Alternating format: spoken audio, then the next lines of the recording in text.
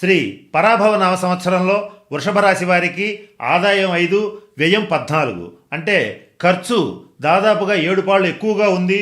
కనుక మీరు ఈ వృషభ రాశి వాళ్ళు ఈ శ్రీ పరాభవ నామ సంవత్సరంలో చేయవలసినటువంటిది ఏమిటంటే, వచ్చిన ఆదాయాన్ని వచ్చినట్లుగా మీ చేతిలో ఉంచుకోకుండా ఎవరికైతే కాస్త ఆదాయం ఎక్కువ ఉంటుందో ఈ పంచాంగం రీత్యా వాళ్ళ చేతిలో డబ్బును పెట్టడం కానీ, లేదా మీ దగ్గర ఉన్నటువంటి డబ్బుని క్యాష్ రూపంలో చేతిలో ఉంచుకోకుండా ఏదో ఒక రకంగా బంగారం రూపంలో కానీ పెట్టుబడి రూపంలో కానీ పెట్టుబడి పెట్టడం కనుక చేసేటట్లయితే ఆ ఖర్చుల బారి నుంచి మీరు తప్పించుకోగలుగుతారు.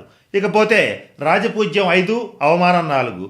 అంటే ఇక్కడ ప్రతి 10 మందిలోనూ ఒక 5గురు మీకు మీ యొక్క గొప్పతనాన్ని గుర్తించి గౌరవించి మిమ్మల్ని సన్మానించడానికి చూస్తూ ఉంటారు. మీ యొక్క ప్రతిభని చాటి చెప్తూ ఉంటారు.